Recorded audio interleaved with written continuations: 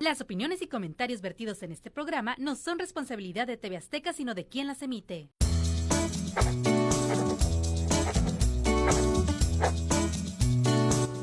¿Qué tal? Mi nombre es Carlos Higuera, empresario de aquí de Baja California. He participado adicionalmente en organismos como DEITAC, que se encarga de lo que es la promoción y el desarrollo de aquí, precisamente de nuestra bella región. Estamos hoy con Pepe Avelar y tengo un invitado que tenía muchas ganas de platicar con él, déjenme decirles, pero estaba esperando que terminara sus funciones casi públicas, Carlos, ¿verdad? Así es. Oye, además yo te descubrí en las redes sociales, déjame decirte. O sea, mira, es una buena historia. Esas entrevistas que estabas haciéndole a todo el mundo ahora en la pandemia, que me mantuvieron entretenido mucho del tiempo, de verdad, porque además aprendí mucho de esto. Carlos, bienvenido, muchas gracias por haber aceptado esta invitación y sobre todo intrigado para platicar, porque fíjate que a los tijuanenses nos pasa mucho esto. Sabemos que tenemos el sector maquilador, sabemos que hacemos cosas muy interesantes, pero es como un misterio la maquiladora, esas cajas que luego uno ve adentro y dices, espérame, ¿qué se está haciendo ahí, no? O sea, vemos las grandes marcas y hasta ahí. Pero primero vamos a empezar por ti. Nacido en la Ciudad de México. Así es, ya hace varios años, pero sí, chilango y me disculpo. No, no es cierto. No, ¿qué pasó, hombre? Ciudad de México es maravillosa. Sí, por supuesto. Y encantado de vivir aquí en Baja. La verdad es que es una región muy próspera y te recibe con los brazos abiertos. Sí, siempre. Toda tu juventud, infancia en Ciudad de México y decides irte a estudiar al TEC de Monterrey. ¿Por qué a Monterrey y no hacerlo en las universidades del Valle de México, de la Ciudad de México, que hay cosas tan interesantes allá? Fíjate que, siendo muy honestos, había dos razones. La primera de ellas, bueno, el alma mater en Monterrey pues siempre tiene un peso más que las diferentes, los otros campus, ¿no? Y la segunda es porque quería salirme de mi casa. Oye, no es lo mismo estudiar en la universidad claro, en tu casa, por supuesto. No, la verdad es que... Aparte aprende uno mucho. Sí, definitivamente. Eso fue un avance en mi madurez, siendo muy honestos en eso, ¿no? ¿Y por qué estudiar administración de empresas? Fíjate que cuando yo tuve la oportunidad de comparar cuáles eran los dos puntos o cuáles eran las dos áreas que a mí me gustaban mucho, que una de ellas era ingeniería en electrónica y la otra era los negocios, administración de negocios, observaba que en la primera, en aquella época, no tenía tanta afluencia de ofertas de trabajo, cuando en la segunda siempre era mucho más requerido, ¿no? Entonces esa fue realmente la razón de por cuál. ¿Tenías algún antecedente familiar en el tema? ¿Tus papás, hermanos? O sea, ¿cómo fue esta lógica de la decisión? Porque tomó una decisión muchas veces influenciado por la familia, ¿no? Sí, fíjate que no, mi papá sí en su juventud tuvo algunos negocios, le fue muy bien, pero él optó por quedarse trabajando en una empresa de México, ¿no? Y pues le fue muy bien, ahí se jubiló en Pemex, él trabajó en Pemex, una paraestatal, ¿no? Y ahí se jubiló. Y me dijo, bueno, pues ¿por qué no te integras, no? Y la verdad es que a mí no me llamaba tanto la atención, ¿no? Pero la parte de los negocios siempre fue algo que me llamaba, era algo que yo decía, tengo que intentarlo, ¿no? Cuando recién llego aquí a Tijuana, tengo la oportunidad de conocer lo que es la industria maquiladora y es realmente, como tú bien dices, un mundo maravilloso, ¿no? Tantas marcas, tanta cultura, tanta experiencia, eso es algo realmente muy padre, ¿no? Pero, mira, lo estabas comparando con algo y yo es una queja que tengo de la ciudad, por ejemplo, que, por ejemplo, tú conociste, pues, Monterrey. Monterrey tenemos los grandes empresarios del país, los productos mexicanos, o sea, no lo decimos todos, pero la verdad es que se hacen en Monterrey y el corredor que va hasta Ciudad de México, o sea, la Laguna, o sea, el centro del país para llegar, Estado de México y llega hasta Ciudad de México. Es el gran corredor industrial que tenemos en la ciudad. Y acá tenemos otro tipo de negocios, es absolutamente distinto. ¿Por qué decidiste venirte a Baja California y no regresarte a la zona pues de la que te era natural de alguna manera? Fíjate que Monterrey sí efectivamente es una ciudad muy progresista, en realidad toda la región urbana, ¿no? Sin embargo, para serte muy honesto, la sociedad en aquel entonces me pareció un poco cerrada. Es decir, para tener... No, en aquel entonces sigue igual, sigue igual. No, y perdón por mis amigos regios, pero la verdad es de que era muy complejo el poder tener acceso a ciertas posiciones si no tenías un determinado apellido, ¿no? Entonces, eso me permitió el buscar otras... Primo de y primo de no sé quién, ¿no? Exactamente, ¿no? Entonces, se me da una oportunidad de trabajo aquí en Baja California, en Tijuana, y realmente estoy muy agradecido porque encontré una ciudad que te recibe realmente con los brazos abiertos. La gente es muy cálida en su trato y aquí realmente quien llega tiene la oportunidad de lograrlo, ¿no? Ya sea trabajando en una empresa, siendo empresario o dedicándose al comercio, etcétera, ¿no? Claro. Ahora, te vienes a un tema pues que es apasionante, que es los recursos humanos. Por un lado, porque finalmente si algo siempre hemos presumido en Tijuana es que tenemos mucha mano de obra y tenemos mano de obra calificada, pero al mismo tiempo también tenemos oportunidades de crecimiento porque pues la ciudad no para, tanto que recibimos gente todo el tiempo con esa intención. Recursos humanos, ¿cómo te fue en esta primera etapa? Decir, oye, te vamos a incorporar a un área, pues para mi gusto, o sea, difícil. Compleja. Fíjate que fue una experiencia maravillosa, es lo único que te puedo comentar. Realmente a mí me tocó llegar a una época en los finales de los 90 y tantos, y fíjate que tuve la oportunidad de crear una expansión de una maquiladora que estaba en el ámbito médico, de dispositivos médicos. Wow. Y fue un boom. De ser más o menos 800 empleados, nos fuimos casi a 2,500 por una expansión. Imagínate el esfuerzo, el crecimiento es impresionante, titánico, o sea, de poder sacar ese reto. Claro. Y eso fue una de las experiencias maravillosas que yo viví en esa época. ¿Y en qué momento decidiste separarte, pues la seguridad de deja decirlo de esta manera, de un sueldazo en la maquiladora? Porque eso es lo que es. Digo, ya en los niveles de recursos humanos, de dirección, cuando estás en las gerencias senior, pues estás ganando mucho dinero realmente, o sea, unos sueldos bastante interesantes. Digo, no tiene caso aquí que mencionemos cantidades, pero son muy buenos sueldos. ¿Cómo se le hace para decir, sabes qué? Sí está bien, pero yo no quiero estar aquí dependiendo de eso? Una de las razones por las que muchas personas me preguntan, bueno, ¿por qué te decidiste finalmente ser empresario, no? Al principio fue muy complejo, pero hubo dos razones que a mí me motivaban. La primera de ellas no fue el dinero, fue la segunda. La primera fue la libertad de tiempo. Eso que realmente no puedes obtener en un trabajo, ¿no? O sea, puedes ser muy exitoso, pero te va a absorber mucho de tu tiempo, ¿no? Claro. Y la otra, pues, es la libertad financiera, ¿no? El poder tener una expectativa muchísimo más grande que estando en una maquiladora. Y ahora creas una empresa y te vas en el mismo ámbito, en el tema de los recursos humanos. ¿Qué fue lo que hiciste? Fíjate que todo surgió por una casualidad, fue una oportunidad, una muy buena amistad me ofreció una oportunidad, la decidimos tomar y nos fue de maravilla, ¿no? Y eso fue el inicio, realmente. O sea, tú siendo director, ¿estabas director de recursos humanos? Estaba como gerente de recursos humanos en esa época. Te ofrecen esta parte de decir, oye, dame servicios, y dices, ¿por qué no? Pues va. Así es. ¿Y qué es lo que creas? Porque yo sé, ahorita platicamos un poquito de que tienes varias marcas funcionando y me das el nombre de la empresa, por favor. Pero, o sea, ¿te vas a hacer qué? Vamos a hacer los servicios de terciarización de personal. Es decir, había las grandes maquiladoras que requerían mucho talento en la parte de ensamble, de manufactura, y pocas empresas tenían la especialización de hacerles llegar el personal en tiempo y en forma, ¿no? O les prometían una cosa y no les cumplían, ¿no? Entonces nosotros nos especializamos en hacer planes de entrega, ¿no? O sea, a lo mejor decíamos, bueno, te voy a entregar 500 personas, pero con estas fechas, ¿no? Sí. Exacto, ¿no? Y eso fue parte de lo que nos empezó a dar éxito en la industria, ¿no? Hoy en día, pues tenemos más de 40 clientes, estamos muy bien posicionados y pues prácticamente somos los que entregamos el personal cuando se requiera, ¿no? O sea, es decir, el personal que trabaja en el sector maquilador trabaja muchas veces para ti y tú nada más le das ese servicio a la maquiladora, dándole el personal ya pues con todas las prestaciones, ¿sí? Eso es lo que se está haciendo. Es correcto. ¿No es lo que quería eliminar el presidente de la República recientemente? ¿No? Sí, mira, lo que pasa es que en el centro y en el sur del país hay muy malas prácticas relacionadas a esta industria. Por ejemplo, y digo, a lo mejor no va a estar muy correcto, por ejemplo, la industria hotelera. En este programa se puede decir de todo, no pasa nada. La industria hotelera tiende mucho a hacer unas malas prácticas, ¿no? Es decir, contratan al personal, los tienen con un salario muy, muy ínfimo y el resto se los pagan por fuera, ¿no? Bueno, pues esas prácticas aquí en la maquila no se puede hacer. Claro. Es imposible hacerlo, ¿no? ¿Por qué? Porque estamos tan regulados que ellos tienen que cumplir, las maquiladoras tienen que cumplir con tantas cosas que nosotros estamos obligados también a cumplirlo, ¿no? Es una cadena, ¿no? Entonces, parte de ello es nosotros mantener ese nivel de calidad en el servicio, ¿no? Que por cierto, ahora en la pandemia me tocó escuchar, pero recientemente, digo, seguimos en pandemia, ¿verdad? Ese tema de que la maquiladora andaba buscando vacunas para su personal y dije, por supuesto, o sea, claro, cuesta muchísimo más caro detener la operación, detener la producción de cualquier producto a lo que te cuesta la vacuna comprarla, ¿no?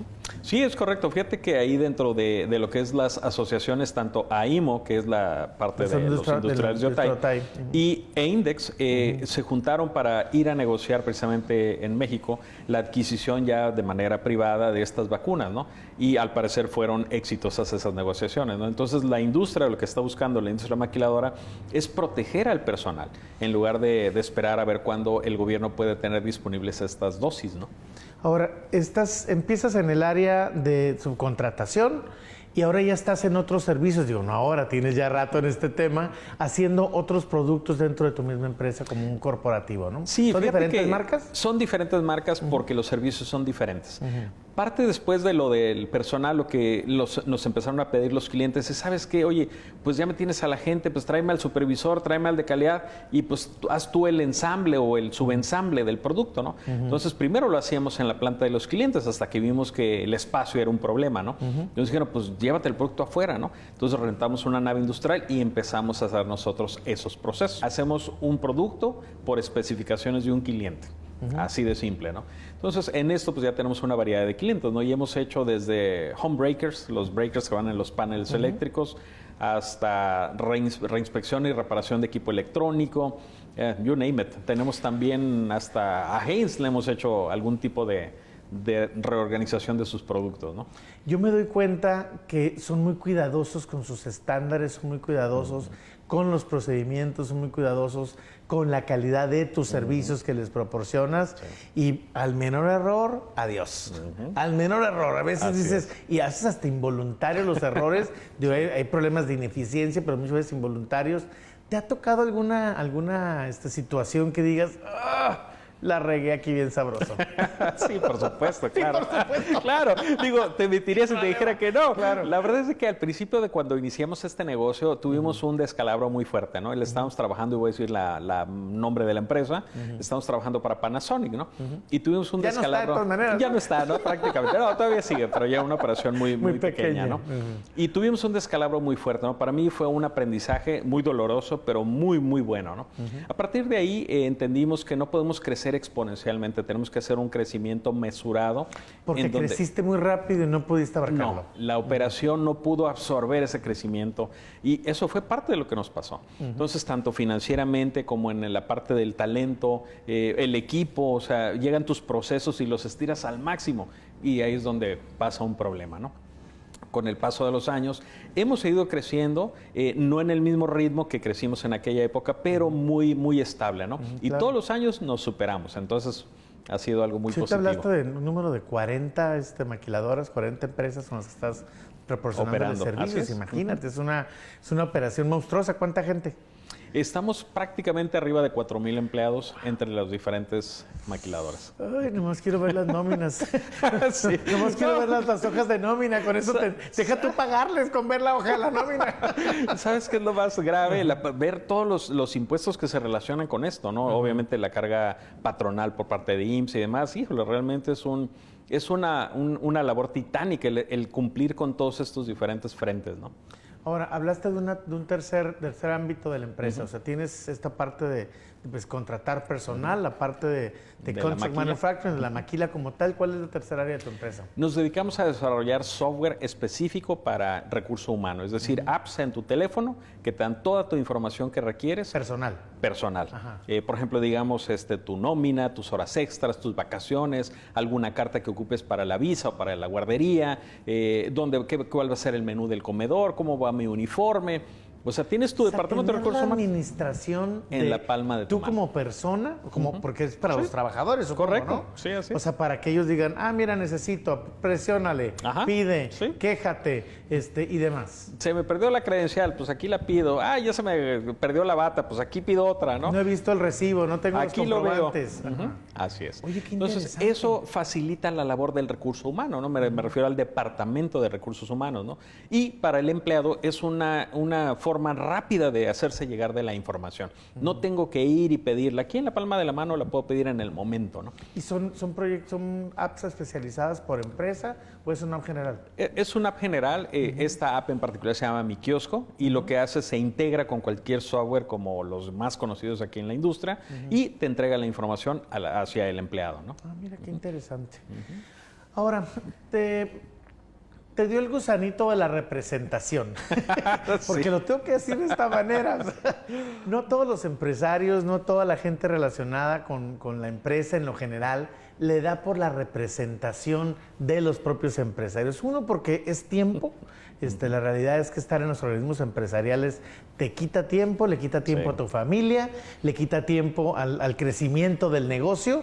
Y por otra parte, pues es bien ingrato el asunto, porque, o sea, todo te piden y si no lo cumples, te metes en un problema. Tú tienes la culpa y dices, oye, pero si yo también tengo mi empresa y necesito estar aquí en esto. Así es. ¿Cómo fue que te surgió esta idea de empezar a participar en los organismos? Fíjate que fue realmente una inquietud de regresar un poco de lo mucho que yo he recibido, ¿no?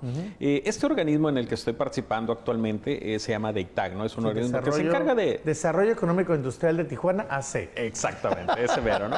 Y lo que nosotros hacemos es una función muy bonita, es ir a enamorar al inversionista extranjero para que ponga su operación aquí en México, específicamente en Baja California, ¿no? En Tijuana, ¿no? Y eso es lo que hacemos, en realidad, es una labor muy bella, ¿no? Entonces, pues es organizarnos, trabajar en equipo para que podamos ofrecer lo mejor de lo mejor a este inversionista, sin cuentos, sin rollos ni nada, ¿no? ¿Con qué te enfrentaste? Híjole. Porque es una parte complicada la promoción de la ciudad. Bastante complejo, ¿no? Fíjate que la primera de ellas fue en la primera parte de la administración, que era la administración anterior, tuvimos realmente un muy buen apoyo, ¿no? Nos proveyeron de fondos y demás. Estás hablando del municipal. Apoyo municipal, correcto, ¿no? Y tuvimos una buena oportunidad y un buen avance de varios proyectos que nos ayudaron a posicionar al organismo pues de mejor forma, ¿no? Con la actual administración, obviamente, con la reubicación de los diferentes fondos y demás, bueno, pues eso cambió un poco, ¿no? Entonces tuvimos que hacernos valer nosotros de todos esos pues diferentes recursos y demás para poder seguir haciendo la labor, ¿no? Y justo con esto nos enfrentamos a la pandemia también, que pues es también un punto... Otro tema, porque ya no puedes viajar, ya no puedes hacer esa labor. Entonces tuvimos que cambiar mucho a lo que comentabas en un principio, a toda la parte de medios digitales, redes sociales y demás, ¿no? Y pues así fue como nos hemos ido adaptando, ¿no? Y la intención, como te lo comentaba, es regresar algo de lo que hemos recibido, ¿no? Algo que te haya gustado, digo, fuiste presidente, sigues en el organismo, tengo entendido. Estoy en el organismo como tesorero. Oye, no te quisiste ir, ¿no? No, lo que pasa es que te voy a decir una cosa, es absolutamente adictivo estar en los organismos. Sí, es una labor muy loable, la verdad. Sí requiere mucho tiempo. Yo realmente en la empresa tuvimos que reorganizarnos entre los socios y yo les dije, ¿saben qué? Prácticamente mi tiempo va a estar como mi año sabático, ¿no? Y fueron 2, ¿no? Entonces, al final de cuentas... me voy a ir 6 meses, déjame irme otros 6. Me falta un año. Sí. Fíjate que me pidieron otro año. Otro año más. No, pero fue muy, muy satisfactorio. Aprendes mucho también, te relacionas. Y obviamente tienes una visión muchísimo más amplia de lo que ocurre en la ciudad, ¿no? Entiendes mejor la perspectiva de algunas cosas, te relacionas con otros organismos también y pues de alguna manera contribuimos con ello, ¿no? Aquí yo creo que la labor de lo que se está haciendo es sembrar el camino para que varios organismos se sumen y de alguna manera tener una coordinación mejor de lo que podemos lograr. Yo tengo una queja permanente relacionada con la ciudad y yo he estado muchas veces en organismos, yo en la parte turística, que es un tema que a mí me apasiona y por lo cual siempre estoy luchando que hagamos algo más al respecto. Siento que la ciudad tiene muchas deficiencias y esas deficiencias de infraestructura, de transportación, pues nos ponen limitantes. Y a mí personalmente, Carlos, me da mucho coraje ir a otras ciudades del país con muchísimas menos oportunidades de crecimiento empresarial, con muchísimos menos recursos y están mucho mejor que Tijuana. Así es. Fíjate que en ese tema sí tienes toda la razón. La parte de infraestructura es muy importante para el desarrollo económico de una región, ¿no? Y aquí, por ejemplo, lo comparamos con otras regiones con menor presupuesto, obviamente con muchísima menor actividad industrial o comercial y tienen mejor infraestructura. Me refiero en puentes, en sistemas de transportación, tren, etcétera, ¿no? Aquí realmente sobrevivimos porque tenemos una ubicación envidiable y tenemos al socio comercial más grande que pudiéramos llegar a pedir, ¿no? Es por eso. Si no, estaríamos en la olla realmente, ¿no? Entonces, realmente sí necesitamos hacer una inversión más fuerte en todo esto de infraestructura.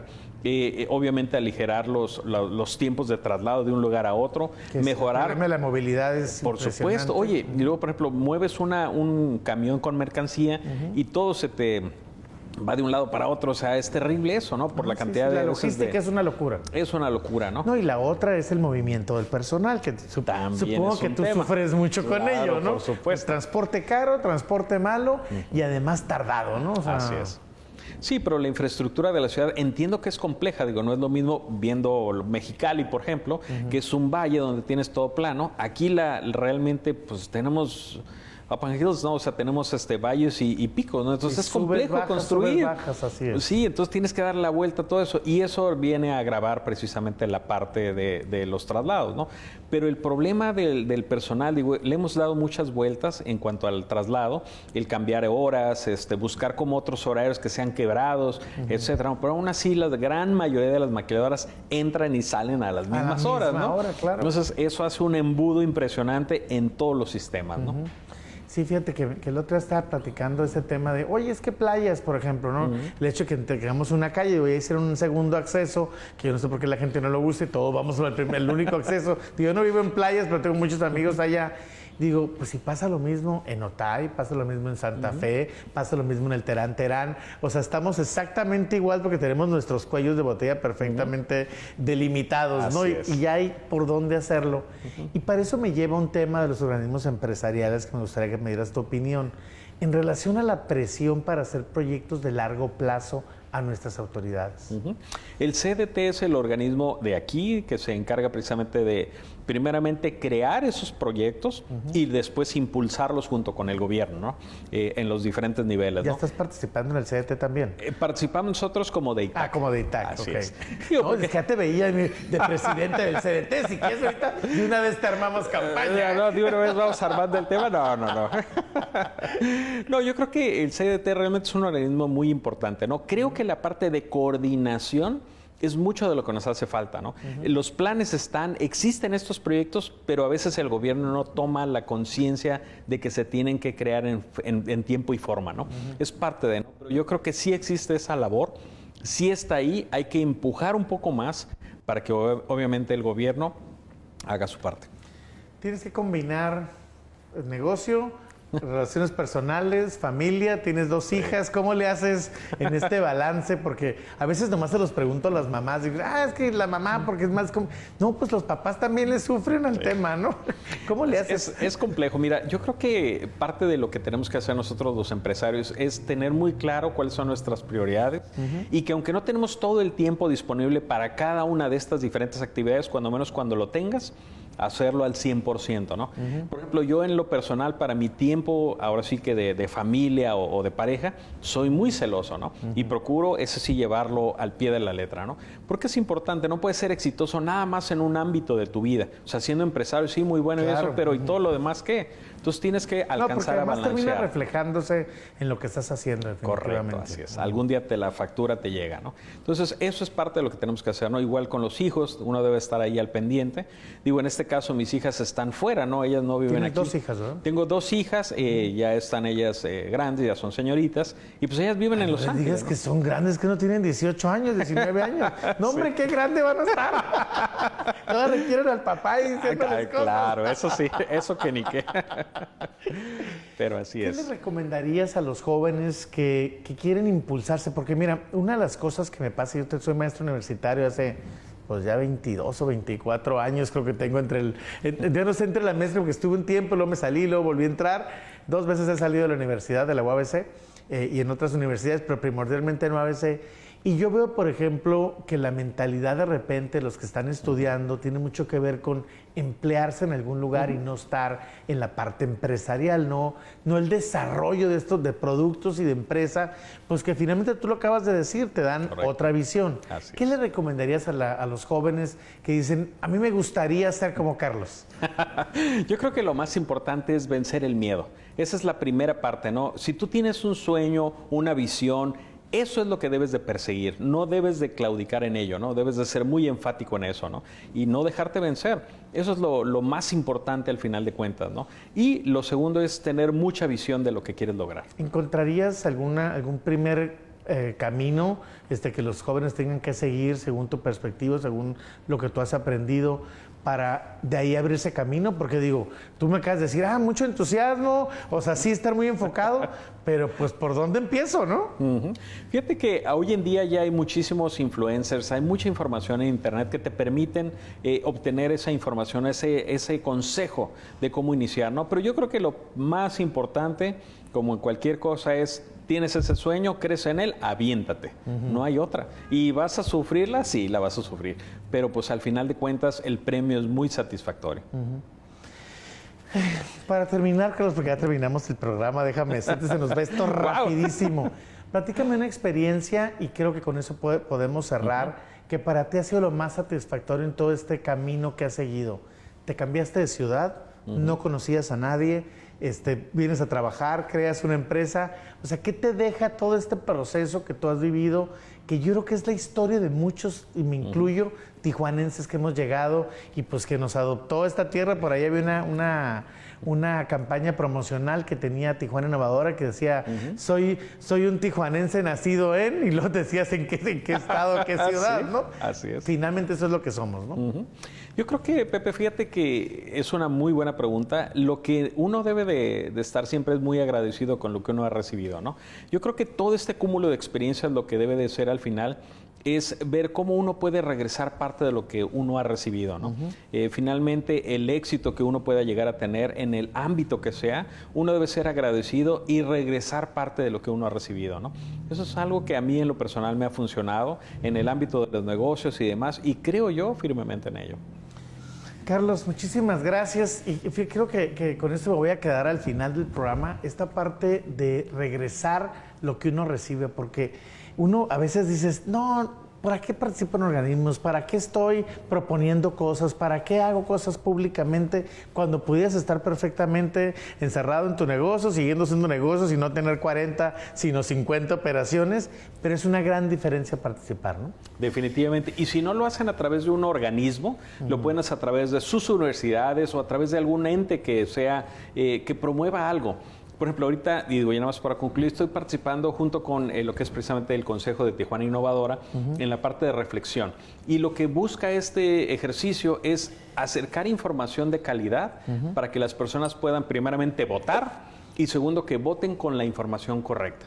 No hay ningún partido de por medio, simple y sencillamente es acercar la información y los candidatos para que los muchachos, los jóvenes, quienes podemos votar, lo hagamos. Eso es. No me hagas hablar de elecciones porque no vamos a terminar aquí nunca. Muchísimas gracias por haber estado hoy con Pepe Velar. Y sigan a Carlos, ¿cómo te seguimos en redes? Haz lo posible con Carlos Higuera. Haz lo posible. Les dije que era buenísimo para esto. Ahí tienen un mentor, no sé si les va a responder el teléfono, pero un mentor sí van a tener. Muchas gracias por haber estado hoy con Pepe Velar.